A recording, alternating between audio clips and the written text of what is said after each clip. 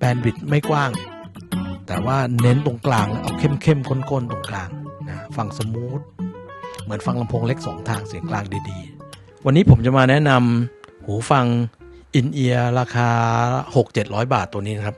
มาจากยี่ห้อที่หลายคนรู้จักดีนะ Truth Ear วันนี้ไม่ได้ไปคอลแลบกับใคร Truth Ear รุ่นนี้ไม่ได้คอลแลบกับใครเลย Truth Ear ทำเองเลยนะครับเป็น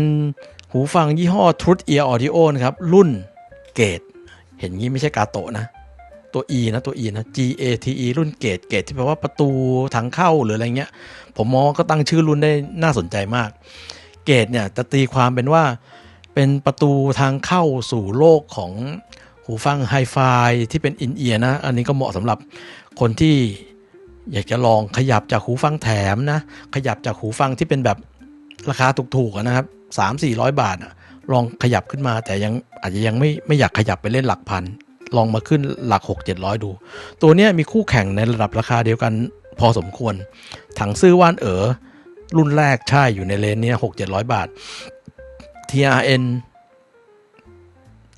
ส่วนวูใช่ไหมส่วนวูก็ราคาแถวๆนี้แหละนะดีไซน์ต่างกันนิดหน่อยแล้วก็มีโซโนต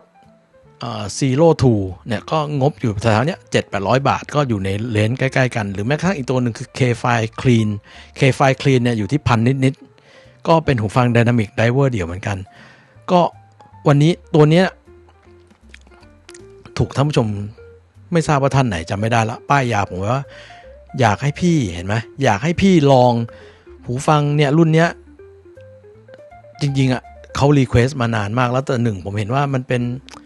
ก็เป็นหูฟังไดนามิกอีกตัวหนึ่งแล้วก็ผมลองหูฟังไดนามิกราคา 6-700 มาแล้วหลายตัวมากๆผมก็ถามพูดตรงๆนะว่ารู้สึกเฉยๆแต่หลังๆเนี่ยก็เก็บชื่อมันเอาไว้ในใจแหละนะครับจนได้ไปเห็นรีวิวรีวิวส่วนใหญ่คนชมกันเยอะคนชมกันเยอะโดยเฉพาะเรื่องบาลานซ์เสียงดีอย่างนี้มันเข้าแก๊ปผมแล้วก็พอมีตังค์เจียดไปซื้อมาเล่นเองได้นะครับตัวนี้ก็ซื้อมาลองเล่นแล้วก็วันนี้จะมาคุยกันก่อนอื่นพาท่านผู้ชมไปรู้จักมันก่อนว่า Truth Ear รุ่นเกตที่ผ่านมาผมเคยรีวิว Truth Ear ไปแล้วรู้สึกหลายตัวเนาะก็มี Zero Red นะที่ดังๆแล้วก็Zero Bluetooth เพิ่งเคยรีวิวไปเร็วๆนี้เองผมเองพอดูรายละเอียดทางเทคนิคผมเองก็ยอมรับว่าส่วนตัวผมก็สนใจมันด้วยนะอย่างตัวเนี้ย 6-700 บาทพื้นฐานดีแล้วก็คนรีวิวแล้วไปทางบวกซะเยอะแล้วก็ดูจากแนวเสียงที่เขารีวิวเนี่ยน่าจะเป็นแนวที่ผมชอบนะก่อนอื่นไปดูก่อนว่า Truth Ear Gate เนี่ยตัวเนี้ยนะครับมีอะไรน่าสนใจบ้าง Truth Ear Gate นะรุ่นนี้เป็นหูฟังรุ่นประหยัดเลยราคาถูกใช้ไดเวอร์ตัวเดียวบอดี้เป็นพลาสติกล้วนๆนะครับบอดี้เป็นพลาสติกล้วนๆเลยไม่มีตรงไหนเป็นโลหะเลยนะหน้าตาแบบนี้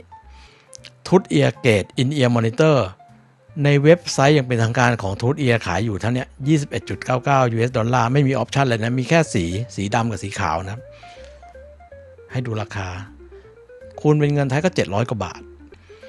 หน้าตาเป็นแบบนี้บอดี้เป็นพลาสติกฝาตรงนี้เฟสเพจเป็นใสๆนะมองทะลุเข้าไปข้างในได้เลยมี2สีนะมีขาวกับดำนะครับสีขาวก็เป็นใสๆนะประมาณนี้นะมองเข้าไปเห็นไดรเวอร์เห็นไหมเห็นขั้วต่อเลยเรียกว่าทะลุปูโปร่งหมดนะเอาก่อนอื่นมาดูกันเกตเป็น Cost Effective Dynamic Driver In-Ear Headphone ใช้แม่เหล็ก N52 Double Cavity Internal Magnetic Circuit บลาบลาบลาก็คือใช้แม่เหล็กดีไซน์พิเศษนะหูฟัง 6-700 บาทเนี่ยนะครับเนี่ยซูมเข้ามาเว็บนี้ดีไว้เป็น responsive ไว้ก็จุดหนึ่งที่เป็นจุดที่เขาภูมิใจนำเสนอคือตรงนี้ Brand New Carbon Brand New Carbon LCP High Rigidity Diaphragm คือตัว diaphragm ตัวที่เป็นตัวผลักอากาศถ้าเปรียบเทียบลำโพงก็เป็นกลวยลำโพงนะครับเป็นวัสดุ LCP Liquid Crystal Polymer ที่มีการเคลือบด้วยคาร์บอนด้วยเขาบอกว่ามัน High Rigidity คือปกติเนี่ย LCP เนี่ยไอ้ Liquid Crystal Polymer เนี่ยพูดง่ายเป็นไอ้ diaphragm เป็นพลาสติกบางๆนะบางเฉียบๆนี่แหละใสๆเหมือนปีกแมงเม่าถ้าเคยเห็นไดรเวอร์คงจะเคยเห็นแล้วมันใสๆแต่อันเนี้ยเขาเคลือบชั้นคาร์บอนไปด้วยเพื่อเพิ่มความแกร่งเพื่อ พื่อให้เวลามันขยับมันไม่บิดตัวเสียรูปได้ง่ายๆเพราะงั้นเวลามันให้ความถี่ต่ำหรือว่ารายละเอียดเสียงที่มันต้องแบบเขาเรียกว่า impact หรือหัวเสียงอะพอเวลา diaphragm มันไม่บิดตัวนะครับมันก็จะให้หัวเสียงให้ impact ได้คมชัดขึ้นอะไรทำนองนี้นะครับนะแล้วก็อาจจะตอบสนองความถี่เสียงทุ้มได้คือรายละเอียดในเสียงทุ้มดีขึ้นอะไรทำนองนี้นะครับก็แม่เหล็กแรงสูง N52 แล้วก็ดีไซน์เป็นแบบ Double Cavity ก็ไม่แน่ใจว่าเป็นยังไงนะครับเป็นแบบ2ชั้นอะไรเงี้ยนะครับก็ diaphragm แบบใหม่เคลือบคาร์บอนนะครับสายที่ให้มาก็เป็นสายทองแดงปลอดออกซิเจนนะออกซิเจนฟรีนู่นนี่นั่นตัวนี้สายไม่ได้มีอะไรหวือหวานะก็เป็นสาย 3.5 ซิงเกิลเอ็นธรรมดาหัวเปลี่ยนไม่ได้นะครับไอ้ตรงที่เข้าหูฟังก็เป็น 0.8 มิล 0.8 มิลทูพิน 0.8 มิลลิเมตรอะไรเงี้ยนะ 0.78 อันนี้ก็ธรรมดาเหมือนหูฟังอินเอียร์ทั่วไปนะครับคราวนี้เขามาพูดถึงตัวไดเวอร์นะก็คล้ายๆที่พูดไปเมื่อกี้แหละนะครับเป็นไดเวอร์ไดนามิกตัวเดียวนะใช้ตัวเดียวเลย10 มิลขนาด10 มิลลิเมตรนะครับจุดเด่นแล้วก็คือเป็นไดอะแฟรมที่เป็นวัสดุไอตัว Liquid Crystal Polymer หรือวัสดุเนี่ย Ultra Thin PU แล้วก็เคลือบด้วยคาร์บอนเพื่อให้มันแกร่งมากขึ้นอะไรทำนองนี้นะแล้วก็ตัว Voice Coil ใช้ลวด CCAW คือ Copper Clad Aluminum Wire วัตถุประสงค์ของการใช้ CCAW Copper Clad Aluminum Wire Voice Coil เนี่ยก็คือเพื่อให้ตัว Voice Coil หรือว่าส่วนที่จะขยับไปด้วยเวลามันทำงานเนี่ยมันเบาลงก็จะทำให้การตอบสนองเนี่ยtransient หรือว่าพวกความเฉื่อยอะไรพวกนี้มันก็จะน้อยมันก็จะตอบสนองได้เร็วนะก็ไม่ได้แปลกหูฟังหลายตัวก็ไอตัวรู้สึกถ้าผมจำไม่ผิดนะตัว FiO JD10 300 กว่าบาทก็ใช้ขนลวดไว้คอยแบบนี้มันไม่ใช่ของแพงอะไรมากมายนะอันนี้เขาก็มาคุยเฉยๆว่าทำด้วยนะของฉันก็ทำนะครับที่เหลือก็บอกให้ออกแบบให้ใส่สะดวกขึ้นอะไรทำนองนี้นะดูสเปคนะสเปคเนี่ยบอกไว้ว่า impedance เนี่ยเป็นหูฟังไดนามิกเดี่ยวไดเวอร์10 มิลก็เบรุ่นถูกนะ 6-700 บาทเอง impedance 28 โอห์มนะครับก็ไม่ได้มีอะไรผิดแปลกปกติทั่วไปนะ sensitivity ความไว122 เดซิเบลนะก็ถ้าดูจากตัวเลขถือว่าค่อนข้างไวแต่การใช้งานจริงก็ไม่ได้ไวอะไรมากมายนะแต่ก็ขับง่ายแหละตามสไตล์อินเอียร์นะตัวเลขตอบสนองความถี่อยู่ที่10 เฮิร์ตซ์ถึง 45 กิโลเฮิร์ตซ์นะครับแล้วก็เนี่ยถ้าวัดแบบนี้ถ้าวัดอีกแบบหนึ่งก็20 เฮิร์ตซ์ถึง 20K นู่นนี่นั่นตามที่เขาดีไซน์ไว้อย่างนี้นะอุปกรณ์ที่มาด้วยกันก็ไม่ได้มีอะไรหวือหวาเดี๋ยวเราไปดูอีกเว็บหนึ่งในเว็บของตัว AliExpress เพราะเว็บนี้มันมีข้อมูลเพิ่มเติมอย่างนั้นมันมีสีขาวให้ดูนะนี่มี2 สีนะเมื่อกี้เว็บหลักของทุตเอียไม่ได้โชว์สีขาวนะครับนะทุตเอียเว็บหลักเองไม่ได้โชว์สีขาวนะไม่มีนะแต่ในเว็บใน AliExpress สโตร์ของทุตเอียเองในทุตเอีย Official Store เห็นไหมมีสีขาวโชว์นะสีขาวหน้าตาแบบนี้แล้วแต่ชอบนะส่วนตัวผมชอบเลยดำๆอย่างนี้มากกว่ามันเป็นดำใสนะเห็นไหมมันเป็นดำใสนะครับอันนี้ขาวก็มี2 สีให้เลือกนะแล้วก็มีรุ่นที่มีไมค์กับไม่มีไมค์ตัวที่ผมซื้อมาเป็นรุ่นไม่มีไมค์เพราะผมไม่ได้ใช้ไมโครโฟนอยู่แล้วนะสำหรับคนที่อยากจะใช้ไมโครโฟนก็เลือกตัวมีไมค์ได้ราคาต่างกันนิดเดียวราคาต่างกันหลัก10นะครับตอนนี้ก็ในอาลีขายอยู่เนี่ย600 กว่าบาทนะครับในอาลีเพจมันมีโปรมันมีช่วงโปรลดราคาอยู่บิ๊กเซฟเพย์เดย์อะไรของมันนะครับก็ลดจากราคาปกติ700 กว่าหรือ600 กว่าถูกมากในเว็บAliExpress ที่จะให้ดูไม่ใช่อะไรมันจะเห็นรูปนี่เห็นรูปโครงสร้างด้วยเนี่ยตัว diaphragm คาร์บอนที่เขาบอกนะดำปีเลยตัวจริงไม่รู้เป็นไงนะมองไม่เห็นมันอยู่ข้างในนี่ให้เห็นนี่Alas CCAW Ultra Thin Coil เขาให้ดูตัวนี้ก็น่าจะเป็นภาพเรนเดอร์นะไม่รู้ไม่ได้ถ่ายของจริงมานะเนี่ยแต่ diaphragm ดำปีเลยปกติ diaphragm พวกหูฟังนี่มันจะใสๆนะนี่เขาบอกเคลือบคาร์บอนレスปอนก็อย่างเช่นเคยนะใครจะดูก็ได้แต่ผมไม่ค่อยได้ให้ความสำคัญสักเท่าไหร่นะฟังเอาก็ได้นะเขาโชว์นู่นนี่นั่นนะออกซิเจนฟรีคอปเปอร์นี่สายตัวนี้ค่อนข้างดูดีสำหรับหูฟังราคา 6-700 บาทอุปกรณ์ที่เขาให้มาแค่นี้แหละไม่ได้มีหรือไม่ได้มีอะไรหวือหวาให้กระเป๋ามาใบหนึ่งก็เหมือนจะเป็นใบเดียวกับซีโร่เลสก็กระเป๋าใบนี้แหละนะครับ แค่นี้ไปดูตัวจริงกันดีกว่า กล่องก็ง่ายๆแหละตามสไตล์หูฟังราคาถูกๆนะ Made in China ตามสเต็ป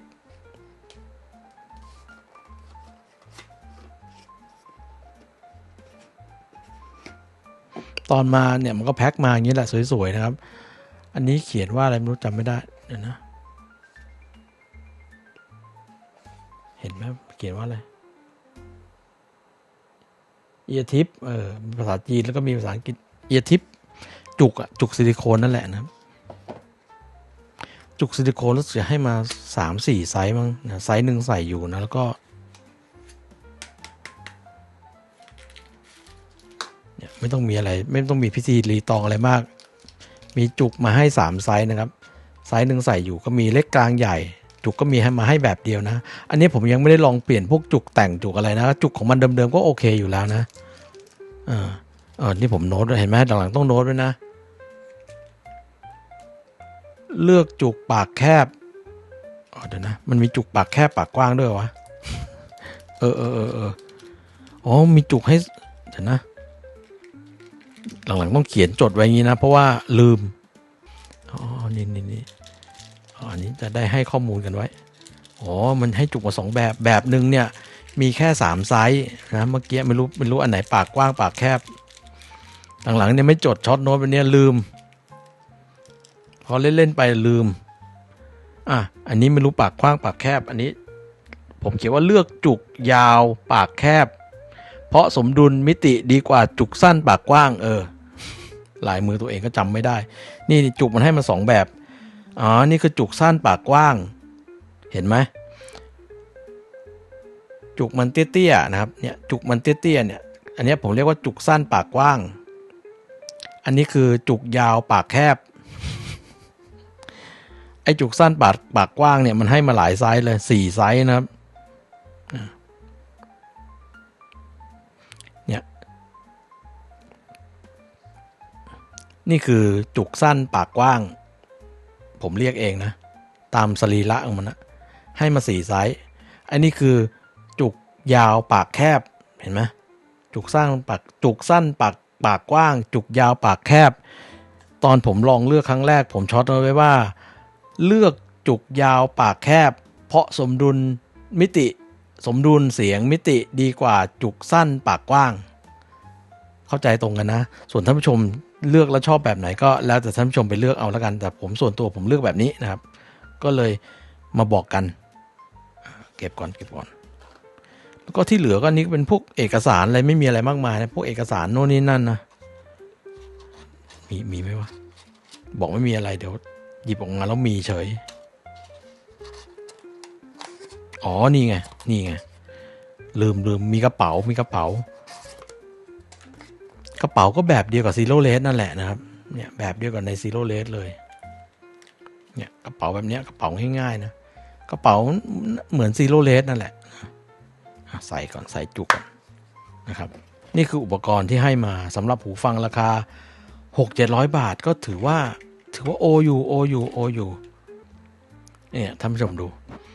ตัวจริงท่านผู้ชมว่าตรงปกไหมเนี่ยมันใสทะลุเห็นไดเวอร์ข้างในเลยเป๊ะนะตัวจริงตรงปกนะเป๊ะเลยเหมือนที่เมื่อกี้เห็นในภาพที่เป็นภาพในเว็บเขานะครับนี่คือรุ่นสีดำนะครับเห็นตัวไดเวอร์อะไรข้างในเห็นทะลุเข้าไปถึงข้างในแต่ไม่เห็นข้างหน้ามันนะเห็นแต่ตูดมันอันนี้น่าจะเป็นตูดมันนั่นแหละข้างหน้ามันก็หันออกเนี้ยหันออกมาช่องที่เป็นเสียงออกนะครับก็ตัวนี้ก็นี่ขั้วต่อดูยากนิดนึงแต่ก็พอมองเห็นนะข้างขวาไรนะครับไรอาร์นะครับไรอาร์แล้วก็ left นะครับ left L นะขั้วเป็น 2 pin 0.78 นะครับเป็น 2 pin ที่มีเบ้าลึกลงไปนะเวลาเลือกสายแต่งต้องเลือกให้ดีนะมันมีหลุมลึกเข้าไปนะนี่เห็นไหมด้านนี้มันมีแบบเล็กลงมานะครับเพื่อจะสอดเข้าไปในหลุมมันได้นะเห็นไหมมันเป็นหลุมนะครับถ้าเราเลือกที่ 2 pin 0.78 ที่มันเป็นตัดป้านแล้วตรงนี้สั้นๆอาจจะเสียบลงไปไม่ถึงนะครับอันนี้เตือนกันไว้ก่อนเห็นไหมมันเป็นหลุมนะเห็นไหมนะครับเนี่ยมันเป็นหลุมลงไปนะประมาณนี้นะครับ ก็เลือกซ้ายขวามันถูกก็แล้วกันนะครับแหมมันเห็นข้างในหมดเลยนะเห็นไหมเนี่ยปุ๊บนี่โอ้เห็นทะลุไปถึงข้างในเลยงานก็เรียบร้อยนะให้ดูใกล้ๆอีกทีนึงไดเวอร์ตัวเดียวก็ง่ายๆนะไม่ต้องคิดเยอะนะฟังก็ชอบเลยขับก็ง่ายด้วยมั้งไดเวอร์ตัวเดียวนะไม่ซับซ้อนอะไรมากมายไม่ต้องไปมีคอสโอเวอร์ไม่ต้องมีอะไรหูฟังราคาถูกก็แบบเนี้ยนะครับเรียกว่าถูกแบบรู้ตัวเองว่าควรจะมีอะไรนะครับเนี่ยให้ดูตะแกรงฟิลเตอร์อะไรก็สวยงามดีเนาะนะตัวนี้เนี่ยส่วนหนึ่งของราคาที่มันถูกตรงนี้แอบเจาะจูนเสียงมันนะเห็นไหมใช่ไหมเหมือนเจาะจูนเสียงอันนี้ไม่ได้มีไมค์ไม่ได้มีอะไรนะไม่ใช่หูฟังไร้สายนะคงจะเจาะระบายแรงดันเจาะจูนเสียงอะไรสักอย่างนี่แหละนะแอบเจาะมานะแอบเจาะมาบอดี้ที่เขาบอกทั้งหมดเนี่ยตรงนี้เป็นพลาสติกบอดี้เนี่ยทำจาก PC คือโพลีคาร์บอเนตครับแล้วก็ ABS ผสมกันนะแล้วก็ฉีดขึ้นรูปขึ้นมานะครับเขาบอกว่าทำให้บอดี้โดยรวมของมันเนี่ยเบาแต่ในขณะเดียวกันเนี่ยก็ยัง also stable and reliability size and structure คือมีความคงทนไม่ใช่ว่าผิดรูปแปรเปลี่ยนไปมานะก็ใช้เป็นพลาสติก ABS บวก PC คือโพลีคาร์บอเนตนะไอ้ตรงนี้น่าจะโพลีคาร์บอเนตเนี่ยมันจะมาทรงๆเนี่ยอันนี้ก็น่าจะเป็นพวกพลาสติกทั้งตัวอันนี้FIO JD10 นะอันนี้300 กว่าบาทนี่ก็เบาเหมือนกันแต่เหมือนไอ้นี่เบากว่ามันตัวเล็กกว่านะให้ดูสายที่เมื่อกี้ผมบอกว่าเป็นหูฟังราคาหลักร้อยที่สายดูดีหนึ่งเลยคือมันไม่เล็กเกินไปแล้วก็สายเนี่ยมันมีความหนึบอยู่นะมันไม่แบบแข็งแล้วแบบว่าสะบัดแล้วมีเสียงไมโครโฟนอีกนะมีความหนึบอยู่มีความหนึบนะครับแล้วก็เส้นไม่เล็กเนี่ยการสกรีนขั้วอะไรนี้มันดูมีราคานะแล้วก็เนี่ยขั้วแม้ว่าจะเป็นแบบเปลี่ยนไม่ได้เป็นขั้วตัว L มาเลยนะชุบทองเคลือบทองมาให้เรียบร้อยนะครับตัวสายค่อนข้างดูดีกว่าเกินราคานะครับเนี่ยให้ดูพวกหูฟังราคาหลักร้อยเนี่ยสายเป็นแบบเนี้ยเนี่ยสายแบบเนี้ยเห็นไหมมันดูต่างกันเห็นไหมอันนี้300 กว่าบาทของ FIO JD10 เนี่ยอย่างเงี้ยเนี่ยอันนี้ราคา 700-800 เนี่ยก็ให้สายหูฟังแบบเนี้ยอันนี้สายดูก้องแก๊งมากดูเนี่ยเส้นก็เล็กนิดเดียวนะอย่างที่บอกนั่นนี่คือแค่กายภาพนะโอเคว่าเนี่ยให้ดูเนี่ยดูนะสายมันดูดีนะแต่ใครจะซื้อสายแต่งก็อย่างที่บอกเมื่อกี้ระวังตรงขั้วต่อ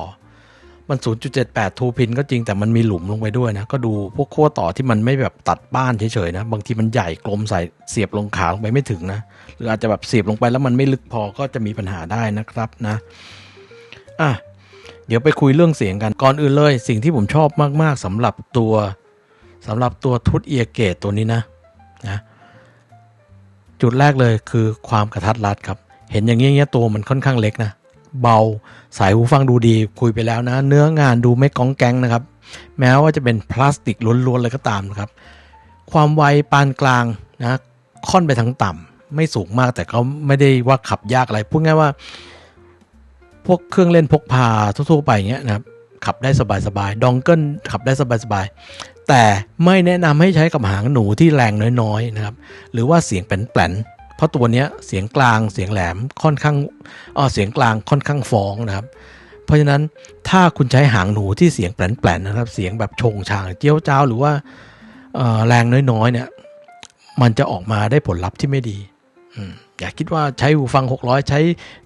หางหนู 300-400 ก็ได้แล้วควรจะลงทุนกับหางหนูสักนิดหนึ่งนะอาจจะเป็นหนูหางใหญ่หน่อยนะหนูหางใหญ่หน่อยอย่างเช่นตัวอะไรวะKA11 ผมชอบจำชื่อรุ่นของ FIO ผิดอ่ะตัว FIO ที่เป็นหางหนูแบบราคาแบบพันต้นๆอ่ะนะหรือจะขึ้นมาเป็นไอตัว TRN Black Pearl ก็ได้นะ1,000 กว่าบาทประมาณเนี้ยขอเป็นดองเกิลประมาณนึงหรือว่าหางหนูที่มันใช้ชิปแดกดีๆหน่อยนะไอแบบพวกหางหนูแบบโนเนมราคาถูกใช้ชิปแดกไม่มีหัวนอนปลายเท้าชื่อประหลาดเลี่ยงซะนะเลี่ยงซะมันจะไปบดบังคุณภาพของตัวนี้ซะเปล่าๆนะครับนะเพราะว่าผมบอกว่าตัวเนี้ยจุดเด่นต้องฟังแว็บแรกนะเสียงกลาง เสียงกลางของ Truth Ear Gate เนี่ยเป็นอะไรที่เด่นมากพูดง่ายว่าถ้าเกิดเราจะพูดถึงหูฟังตัวหนึ่งว่ามีอะไรเด่นบอกเลยว่าตัวนี้เสียงกลางเด่นมากๆนะครับเสียงกลางเด่นและเปิดมากและมาในแนวสะอาดคือไม่ใช่เปิดแบบแป้นๆพุ่งๆนะสะอาดเด่นลอยมาเลยแล้วตัวนี้เนี่ยมันไม่มีเสียงทุ้มหนาๆมันมาคอยช่วยบดบังกลบเกลื่อนนะครับเพราะฉะนั้นอย่างที่บอกพอมันไม่มีเสียงทุ้มหนาๆมาช่วยบดบังกลบเกลื่อนเสียงห่วยๆจากแดกแอมราคาถูกเพราะนั้นคุณต้องเลือกแดกแอมประมาณหนึ่งนะครับเอาเป็นแดกแอมคุณภาพดีหน่อยดีประมาณหนึ่งนะคุณจะได้รายละเอียดเสียงกลางรายละเอียดเสียงทุ้มที่ไม่ใช่ปริมาณแต่เป็นรายละเอียดท่านผู้ชมเป็นรายละเอียดเสียงทุ้มเป็นเสียงทุ้มที่มีคุณภาพไม่ใช่ว่าเน้นปริมาณอย่างเดียวเสียงกลางเนี่ยก็เป็นเสียงกลางที่สะอาดเปิดลอยเด่นส่วนเสียงแหลมนะก็เป็นเสียงแหลมแบบที่ว่า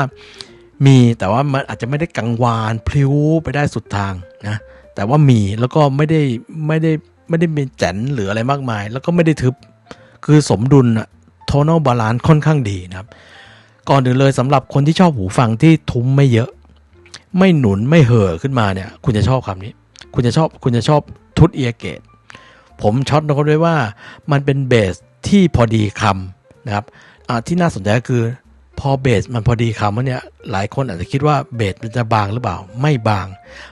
งแถมยังลงได้ลึกด้วยคือดีฟเบสลงได้เฉยเลยนะครับฟังคลาสสิกเนี่ยได้อารมณ์มากๆแล้วก็พอมันไม่มีเสียงเบสแบบเยอะๆหนาๆทุ่มๆมันเนี่ยรายละเอียดในย่านความถี่ต่ำครับมันออกมาได้ในหูฟังราคา 6-700 บาทนี่แหละนะครับคราวนี้พอเบสมันไม่ขึ้นมากวนเสียงกลางแหลมเด่นมากและมีความช่างฟ้องประมาณหนึ่งนะเสียงเปิดสมดุลดีเสียงแหลมไม่ได้ทะยานขึ้นไปไกลมากแต่ก็ไม่ได้ทึบจนแบบฟังไม่ได้ประมาณนี้นี่คือภาพรวมคราวนี้เนี่ยเมื่อเทียบกับเอามันมาเทียบกับใครดีเบื้องต้นเลยจับมันไปเทียบกับนี่FiiO JD10 FiiO JD10 เนี่ยในงบ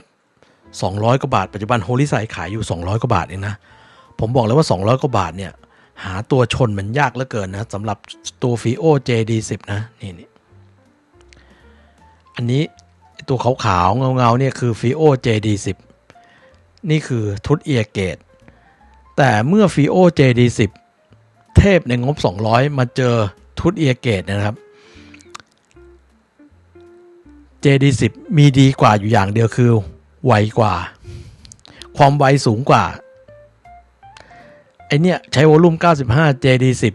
ใช้วอลลุ่มแค่83เองต่างกันเป็น10ระดับเลยแต่เป็นข้อดีเดียวจริงๆที่ JD10 มีเสียงไอตัวนี้ฟังสนุกโจ๊ะโจ๊ะทุ้มแหลมโจ๊ะโจ๊ะนะครับแต่ Truth Ear Gate สมดุลเสียงดีกว่าเสียงกลางเสียงแหลมมีรายละเอียดดีเทลเล็กๆน้อยๆดีกว่าสมูทกว่านะยิ่งเวลาเราเปิดเพลงดังๆเนี่ยไอ้นี่ยิ่งเปิดดังยิ่งรกไอ้นี่ยิ่งเปิดดังยิ่งฟังได้รายละเอียดเพิ่มขึ้นเมื่อเปิดดังถึงดังหน่อยนะไม่ใช่ว่าดังจนแบบเกินเหตุไอ้นี่เวลาฟังเพลงค่อนข้างดังหรือว่ามีรายละเอียดชิ้นดนตรีเยอะๆนะไอ้นี่มันจะเอาอยู่แยกแยะรายละเอียดดีกว่าในขณะที่ JD10 เนี่ยเปิดเบาๆฟังดีแต่พอเปิดดังถึงจุดหนึ่งหรือว่ามีเครื่องดนตรีเยอะมันจะเริ่มรกนะมันจะเริ่มมีอาการแปลนๆรกๆแถมมานะหรือเวลาเราฟังคลาสสิกเนี่ยที่มีรายละเอียดชิ้นดนตรีเยอะๆอย่างเพลงเนี้ยนะครับมันจะมีเบสดำตุ้มไอ้นี่ทุ้มเยอะแต่ลงได้ไม่ลึกไอ้นี่ทุ้มไม่เยอะแต่ลงลึกกว่าคือเป็นทุ้มที่สำหรับผมส่วนตัวผมว่าเป็นทุ้มที่มีคุณภาพกว่าไอ้นี่เน้นฟังสนุกไอ้นี่เน้นเสียงที่มีคุณภาพนะอะไรประมาณนี้เบื้องต้นเอาคู่นี้ก็ตามราคาแพงกว่ากันต้อง 2-3 เท่านะครับนะตัวนี้ก็เป็นเทพต่อไปในงบราคา200 บาทหรือ100 กว่าบาทนะครับไปเปรียบอีกตัวหนึ่งไปเปรียบมวยอีกตัวหนึ่งนะอีกตัวหนึ่งขยับขึ้นมานิดหนึ่งนะมาเทียบกับนี่ตัวนี้Sonos Zero 2นะ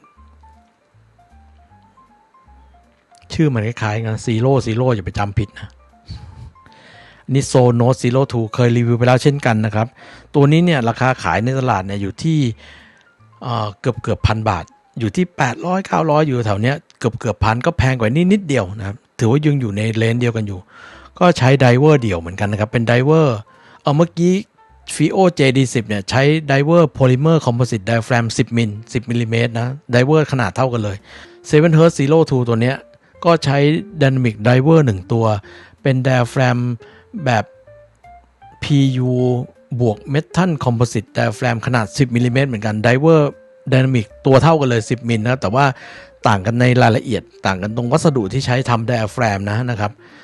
ตัวนี้เทียบกันคู่นี้ Zero Two เสียงหนากว่ามนกว่าลื่นๆนุ่มๆนะเน้นความเป็นมิวสิคอลมากกว่าเสียงกลางมีความรอมชอมกว่าตัวนี้เสียงกลางเป็นมอนิเตอร์กว่าชัดกว่ามอนิเตอร์กว่าไอ้นี่รอมชอมไอ้ตัวนี้มีเสียงทุ้มหนุนขึ้นมาเหมือนเราปรับเบสให้มันอุ่นๆให้มันอมขึ้นมาทางกลางทุ้มนิดหน่อยนะตัวนี้นะให้มันฟังดูอย่างที่บอกเป็นมิวสิคอลนะในขณะที่ทูตเอียร์เกตนะครับน้ำเสียงโทนเสียงนะฟังดูจริงจังกว่าเสียงทุ้มสะอาดกว่านะครับเสียงทุ้มสะอาดกว่าเสียงกลางลอยเด่นกว่าตัวนี้เสียงกลางอย่างที่บอกจะพูดกี่ทีว่าเสียงกลางมันก็เป็นจุดเด่นนะทูตเอียร์เกตนะครับรายละเอียดในย่านความถี่ต่ำแล้วก็เสียงกลางเนี่ยชัดเจนกว่าตัวZero Twoนะครับโดยเฉพาะเสียงทุ้มเวลาฟังคลาสสิกนะอย่างเนี้ยเพลงเนี้ยเวลาฟังคลาสสิคอลหรืออะไรที่มันมีเบสลงต่ำๆมีดรัมเบสตุ้มๆมาเนี่ยผมช็อตเอาไว้ว่าZero Twoเนี่ยเสียงทุ้มเนี่ยเบลอไปเลยเบลอฟุ้งไปเลยเวลาเจอแบบดีฟเบสต่ำๆนะในขณะที่อันนี้เอาอยู่สบายๆออกมาเป็นลูกๆเวลาดีฟเบสออกมานะแต่เวลาเราฟังเบสที่เป็นแบบเขาเรียกอะไรกองกระเดื่องหรืออะไรมันไม่ได้หนุนขึ้นมาเยอะมันมีน้ำหนักออกมาแต่มันไม่ได้พยายามบูสต์ขึ้นมาให้มันฟังสนุกก็ลักษณะเสียงตัวนี้มีความเป็นมอนิเตอร์ช่างฟ้องกว่านะครับสองตัวเนี้ยจูนเสียงมาแนวทางเดียวคล้ายๆกันแต่อย่างที่บอกไอ้นี่เหมือนเติมชูรสลงไปนิดนึงเติมชูรสเติมความหนานุ่มบูททุ้มหน่อยๆในขณะที่ไอ้นี่มาแบบจืดจริงจังแต่วิธีการจูนเสียงเนี่ยมาแนวคล้ายๆกันไม่พยายามไปบูสต์อะไรมากมายแต่อันนี้ใส่ชูรสลงไปนิดนึงไอ้นี่คลีนกว่าฟังดูคลีนกว่านิดๆนะแต่ว่าแนวทางใกล้กันมาแล้วก็ความไวเนี่ยเปิดใช้วอลลุ่มเท่าๆกันเลยนะความไวถือว่าสูสีกันนะครับคู่นี้นะก็ถ้าใครชอบแนวมิวสิคอลฟังละมุนไปหมดไอ้นี่ถ้าใครชอบอะไรที่มันสะอาดจะเอาไปมอนิเตอร์เสียงร้องเสียงแบบเวลาพอดแคสต์หรืออะไรเงี้ยจะฟังให้มันชัดกว่าก็เอาไอ้นี่ไปแต่ถ้าใครชอบหนาๆนุ่มๆอ้วนๆมิวสิคอลหน่อยจับไปตัวนี้ไป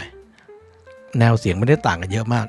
แล้วแต่จูนดีสไตล์คนละแบบเท่านั้นเองนะครับราคาไอ้นี่ถูกกว่านิดนึงนะครับถูกกว่านิดนึงขับยากง่ายเนี่ยถือว่าพอๆกันไม่ได้หนีกันมากนะคราวนี้ขยับมาอีกตัวหนึ่งตัวนี้จะแพงสุดใน4ตัวที่เป็นตัวเทียบวันนี้เลยครับเมื่อกี้พูดถึงไปแวบๆแล้วตัวนี้ก็คือ K-Fi Clean K-Fi Clean เนี่ยเป็นหูฟังราคา 1,000 นิดๆนะโฮลิไซมีขายนะครับตัวนี้ K-Fi Clean ตัวนี้เนี่ยโดยพื้นฐานทางกายภาพต่างกันนิดหน่อยก็ต่างกันไม่หน่อยพื้นฐานทางกายภาพเนี่ยต่างกันเยอะสุดเนี่ยจับดูรู้เลยบอดี้เป็นอลูมิเนียมเย็นเจี๊ยบเลยนะตอนนี้อยู่ในห้องแอร์บอดี้เป็นอลูมิเนียมแน่นๆนะบอดี้เล็กกว่านิดนึงสายก็เหมือนจะสายแบบดีกว่านิดนึงมีทองแดงเคลือบเงินนะครับไอตัวเกจเนี่ยเป็นทองแดงนะครับทองแดง OFC นะครับตัวเนี้ยเป็น Dynamic Driver 1 ตัวเหมือนกันนะตัว K-Fi Clean เนี่ยเป็น Dynamic Driver 10 มิลลิเมตร Diaphragm เป็น DLC Diamond Light Carbon ก็คือเป็นคาร์บอนที่แบบว่ามีความแข็งเทียบเท่าเพชรอะไรทำนองเนี้ยนะครับก็เป็น Diaphragm เป็นวัสดุอีกประเภทหนึ่งที่นิยมใช้ทำ Diaphragm ในหูฟังอินเอียร์ราคาตั้งแต่ราคาไม่แพงไปจนถึงราคาแพงเลยอะไรเงี้ยนะครับเทียบกันคู่นี้เนี่ยความดังพอๆกันหมายถึงว่าเวลาเราใช้วอลลุ่มสูสีกันมากวันนี้มี3ตัวที่ความดังสูสีกันก็คือ7 Hz Zero Two K-Fi Clean แล้วก็ Truth Ear Gate พูดง่ายเวลาเราเปิดบนในเครื่องเล่นเนี้ยวอลลุ่มแทบจะไม่ต่างกันนะแทบจะไม่ต่างกันคู่นี้นะครับตัว K-Fi Clean เนี่ยเสียงออกไปทางคมชัดกว่ากว้างกว่านะรายละเอียดเสียงแหลมชัดเจนกังวานกว่าคือว่ามันพล่างพราวกว่านะหัวเสียงคมหนักแน่น แต่สมดุลเสียงของตัวเนี้ยจูนมาแบบแนว V shape หน่อยๆคือยกทุ้มยกแหลมนิดนึงกลางจะถอยๆหน่อยนะตัว K5 Clean เนี่ยแหลมกลางแหลมชัดเจนนะครับเสียงแหลมชัดเจนเสียงทุ้มชัดเจนแต่กลางเนี่ยมันจะเก็บเนื้อเก็บตัวนิดนึงนะ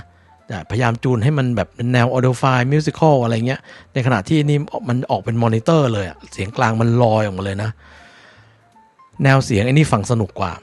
แล้วก็รายละเอียดย่างเสียงแหลมนะครับเสียงแหลมเวลามันขึ้นไปจากเสียงกลางเสียงอะไรเงี้ยมันออกชัดแต่ว่ากลางสู้ไอ้นี่เปิดเผยกลางไอ้นี่เปิดเผยกว่าดีเทลเยอะกว่าไอ้นี่แหลมดีกว่านะครับแหลมดีกว่าแนวเสียงของ K5 Clean ฟังแล้วไม่ค่อยเหมือน Dynamic Driver ตัวเดียวแนวเสียงของมันฟังคล้ายๆพวกที่ใช้ Driver หลายๆตัวนะครับแนวเสียงมันฟังแบบเหมือนที่ใช้แบบเหมือนหูฟังที่เป็นหูฟังไฮบริดที่ใช้ Dynamic Driver ผสมกับ Balance Amateur นะเสียงแนวเสียงมันนะแต่จริงๆแล้วมันเป็น Dynamic Driver ตัวเดียวนะครับทุ้มชัดแหลมชัดออกมาแนวทุ้มชัดแหลมชัดฟังสนุกแต่ว่าชัดในที่นี้ไม่ได้หมายความว่าเยอะนะคือพอดีแต่ทุ้มชัดแหลมชัดโจ๊ะหน่อยนะจะฟังให้เป็นบาลานซ์กลางๆก็ได้จะฟังให้เป็นมอนิเตอร์พอได้แต่ถ้าพูดถึงย่านเสียงกลางเนี่ยผมว่าไอ้ตัวนี้เด่นกว่าเอาย่านเดียวนะเสียงกลางนี่เด่นกว่าทูตเอียร์เกตถ้าเทียบกันแล้วเนี่ยแบนด์วิดต์แคบกว่า K5 Clean แคบกว่าเลยแต่แลกมาด้วยความสมูทคือถ้าพูดถึงแบนด์วิดต์ไอ้นี่กว้างกว่าทุ้ม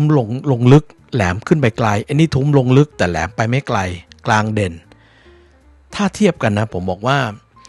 ไอ้ทูตเอียร์เกตเนี่ยเหมือนเราฟังลำโพงมินิมอนิเตอร์อังกฤษ2ทางที่เสียงกลางดีๆนะครับพอนึกออกไหมผมไม่อยากพูดถึงโรเจอร์ 3/5 แต่มันมาทรงๆนะนั่นคือกลางเด่นทุ้มแต่อันนี้ทุ้มมันลงได้ลึกเหมือนกันแต่แหลมมันไปได้ไม่ไกลมากแบนด์วิดต์ไม่กว้างแต่ว่าเน้นตรงกลางแล้วเอาเข้มข้นตรงกลางนะฟังสมูทเหมือนฟังลำโพงเล็ก2ทางเสียงกลางดีๆนะครับประมาณนี้คราวนี้มาสรุปนะครับสรุปโดยทั้งหมดทั้งมวลที่ว่ามานี่นะทั้งหมดทั้งมวลที่ว่ามาเนี่ยตั้งแต่ต้นแล้วก็เทียบพูดถึงเสียงตัวมันเองพูดถึงเสียงของมันเมื่อเทียบกับหูฟังที่อยู่ในพิกัดใกล้ๆกันที่ผมอยากจะหยิบมาเทียบนะอย่างน้อยก็ต้องมีราคาใกล้กันอย่างน้อยก็มีดีไซน์คล้ายๆกันสังเกตว่าที่มาเทียบวันนี้ทั้งหมดจะเป็นหูฟังแบบ Dynamic Driver ตัวเดียวนะไม่ต้องมีตัวอื่นมาช่วยเลยเอา Dynamic ตัวเดียวแล้วก็บังเอิญว่าเป็น Dynamic Driver 10 มิลเท่ากันหมดด้วยนะขนาดเท่ากันด้วยนะโดยรวมถ้าผมจะให้ผมสรุปสำหรับ Tooth Ear Gate นะครับผมบอกเลยว่าในหูฟังราคาหลักร้อยผมไม่ค่อยเจอหูฟังที่จูนเสียงมาแนวนี้นะอย่างว่านตัวแรกถังซื่อว่านตัวนั้นออกนุ่มๆกลางไม่ลอยขนาดนี้นะกลางออกนุ่มๆเลยนะครับเบลอนิดหน่อยด้วยซ้ำนะตัวเนี้ยผมชมทีมจูนเสียงของ Tooth Ear ตัวเนี้ย Tooth Ear ไม่ได้คอลแลบกับใครเลย Tooth Ear ดีไซน์เองคือผมว่าทีมจูนเสียงเขาจูนเสียงมาแบบรู้ข้อจำกัดนะแล้วของไดเวอร์ตัวเดียวแบบเนี้ยเขารู้ว่าข้อจำกัดของไดเวอร์ตัวเดียวแบบเนี้ยควรจะเอาแค่ไหนควรจะเอาตรงไหนควรจะเลี่ยงคือไม่ต้องไปถึงตรงนั้นก็ได้นะแล้วเขารู้เป็นการจูนเสียงแบบรู้ข้อจำกัดแล้วก็พยายาม optimize หรือว่าทำให้มันกลมกล่อมให้มันออกมากำลังดีคือไม่โลภมากที่จะเอาทุกอย่างนะซึ่งอย่างที่บอกถ้าจะเอาทุกอย่างในราคานี้มันเป็นไปไม่ได้อยู่แล้วจะเอาทุ้มดีแหลมดีกลางดีด้วยแล้วเสียงกว้างด้วยเป็นไปไม่ได้เขาก็เลยเลือกเอาที่คิดว่าน่าจะเป็นอีกหนึ่งทางเลือกอย่างที่บอกผมไม่ค่อยเจอหูฟังอินเอียร์ที่จูนเสียงมาแนวนี้นะส่วนใหญ่หูฟังอินเอียร์ราคาเนี้ยนะครับไม่แหลมชัดก็ทุ้มเยอะหรือไม่ก็ออกมานวลออกมาใส่เหมือนใส่ฟิลเตอร์คล้ายตัว7 Hz Zero 2เมื่อกี้นะคือต้องเอาแนวใดแนวหนึ่งน้อยตัวที่จะพยายามจูนเสียงกลางให้มันเด่นนะแล้วก็ทุ้มเอาประมาณนึงแหลมกูไม่เอาเยอะก็ได้แต่ตัวเนี้ยถ้าท่านผู้ชมฟังเนี้ยอย่านึกว่าแหลมมันจะทู่นะไม่ทู่นะแต่เพียงแต่ว่ามันไม่ถึงกับกรี๊ดกร้างมันไม่ถึงกับกรุ้งกริ้งหรือว่ากลิ้งมันไม่ได้ทะยานไปไกลขนาดนั้นแต่มันมีนะมันไม่ใช่แบบเสียงทึบๆนะอย่าเข้าใจผิดเพราะผมพูดถึงเสียงแหลมมันน้อยมากแหลมไม่เด่นไม่ได้แปลว่าทึบนะไปได้แต่มันไม่กังวานมันไม่ได้กรุ้งกริ้งมันไม่ได้พล่างพลาวเท่านั้นเองมันไม่ได้พล่างพลาวตัวนี้เนี่ยผมบอกว่าเสียงแนวเนี้ยใช้เป็นมอนิเตอร์ก็ได้นะ ใช้เป็นมอนิเตอร์ได้เลยโดยเฉพาะเสียงกลางที่สะอาดแล้วก็ไม่โดนเสียงทุ้มกลบอันนี้เป็นจุดเด่นมากๆใช้ฟังเพลงก็ได้หลายแนวนะครับนะแต่สำหรับคนที่ชอบเบสแบบกระแทกกระทันเบสลูกโตๆอาจจะบอกว่าน้อยไปหน่อยมันไม่มันไม่เร้าใจแต่สำหรับผมอะผมว่าพอนะแต่คนที่ชินกับหูฟังที่เบสเยอะๆสมมุติคุณฟังซิฟกาเช่มาแบบ100 ชั่วโมงคุณใช้ซิฟกาเช่มา6 เดือนแล้วเนี่ยคุณมาฟังตัวนี้คุณจะบอกเบสน้อยแต่จริงไม่น้อยนะเบสมันมีผมยกตัวอย่างให้ฟังเสียงกลางเด่นมีลักษณะเป็นผมพูดว่าเสียงกลางเด่นกี่คำแล้วเนี่ยมีลักษณะ V shape หรือยกทุ้มยกแหลมน้อยมากๆบาลานซ์เสียงโดยรวมดีนะครับเสียงเป็นกลางพอสมควรอีกครั้งหนึ่งที่บอกว่าเสียงแหลมไม่ใช่จุดเด่นแต่ก็ไม่ได้เป็นจุดด้อยนะครับทุ้มก็ไม่ได้เด่นมากแต่น่าฟังและก็แยกแยะรายละเอียดได้ดีถ้าคนที่ชอบฟังแบบเอารายละเอียดคนที่ฟังแฟลตได้โดยที่คุณไม่ต้องปรับ EQ ผมคิดว่าคุณรับเสียงแบบนี้ได้ไม่ยากนะครับนะทั้งหมดทั้งมวลที่ว่ามันเนี่ยนะเมื่อเราพิจารณาว่าเฮ้ยนี่มันแค่หูฟังที่ใช้ไดรเวอร์แค่ตัวเดียวแล้วก็ขายแค่ 600-700 บาทเนี่ยนะครับก็ผมไม่รู้จะติอะไรมันนะโดยรวมผมค่อนข้างชอบค่อนข้างชอบมากกว่าอยากจะติมันนะครับแต่มีจุดหนึ่งผมบอกเลยว่าตัวนี้เนี่ยคุณภาพย้ำอีกทีคุณภาพของแดกของแอมที่มาใช้กับมันเนี่ยอย่าขี้เหนียวอย่าหลับหูหลับตาเลือกให้ดีประมาณหนึ่งเพราะว่ามีโอกาสสูงมากที่ถ้าคุณเลือกหูแดกแอมไม่ดีหรือคุณซีซัวเสียบมันกับอะไรก็ได้เสียงกลางเสียงกลางที่ค่อนข้างเป็นกลางเสียงทุ้มที่ไม่ได้เอาใจหูมากของมันเนี่ยมันอาจจะฟ้องความไม่สมบูรณ์ที่เกิดขึ้นจากแดกหรือว่าแอมคุณภาพต่ำเหล่านั้นนะออกมาได้นะครับทั้งหมดทั้งมวลเนี่ยนะครับผมอยากสรุปว่าทูธเอียร์เกตเนี่ยตั้งแต่เวลานี้เป็นต้นไปมันเป็นหูฟัง reference ที่ผมจะใช้อ้างอิงสำหรับหูฟังราคาหลักร้อยอีก1 ตัวนะครับอีก1 ตัวส่วนตอนนี้ผมว่ามันเขี่ยว่านตัวแรกถังซื้อว่านตัวแรกกระเด็นไปเรียบร้อยแล้วแต่ผมทราบที่วันนี้ผมไม่เอาว่านรุ่นแรกมาเทียบเพราะว่าผมทราบว่าในตลาดตอนนี้ว่านออกรุ่นที่2แล้วแต่ผมยังไม่ได้ฟังเพราะฉะนั้นเพื่อให้ยุติธรรมสำหรับหูฟังที่ออกมาที่หลังเนี่ยผมก็เลยไม่เอาถังซื้อว่านมาเทียบเพราะว่ามันเก่าแล้วมันห่างกันหลายปีเป็นปีแล้วก็ไม่เอามาคุยกันแล้วกันนะเพราะฉะนั้นวันนี้ก็อยากจะฝากไว้แค่นี้ก่อนนะครับสำหรับคนที่กำลังมองหาหูฟังอินเอียร์ที่เป็นอีกแนวเสียงหนึ่งก็คือไม่เอาใจหูมากมายแล้วก็เสียงกลางค่อนข้างเด่นหายากนะหูฟังอินเอียร์ราคานี้ที่เสียงกลางเด่นขนาดผมบอกเลยเน้นย้ำอีกทีถ้าคุณไม่ได้ติดคัลเลอร์มากถ้าคุณไม่ได้ติดว่าจะต้องโจ๊ะมากคุณฟังแล้วคุณจะชอบเสียงแบบนี้แน่นอนยิ่งถ้าคุณใช้แดกแอมคุณภาพสูงหน่อยคุณภาพดีหน่อยคุณฟังแล้วคุณจะบอกเฮ้ยเสียงแบบนี้ไม่ค่อยได้ยินจากไหนแล้วก็ถ้าเป็นไดเวอร์ตัวเดียวนะไม่ค่อยได้เห็นใครจูนเสียงมาแบบนี้นะครับคุณฟังแล้วคุณอาจจะชอบเหมือนผมก็ได้นะสำหรับคนที่ดูรีวิวนี้ขอคนละ1 ไลค์ 1 แชร์นะครับหรือว่าคุณเคยฟังแล้วเป็นยังไงคุณมีความเห็นยังไงกับทูธเอียร์เกตเหมือนหรือต่างจากผมยังไงคอมเมนต์เข้ามาได้นะครับยินดีรับฟังทุกคอมเมนต์ทุกความเห็นขอให้คุยกันอย่างสุภาพคุยอย่างคนรักกันนะครับฝากไว้เท่านี้สำหรับทูธเอียร์เกตนะครับผมเรียกว่าน้องเกต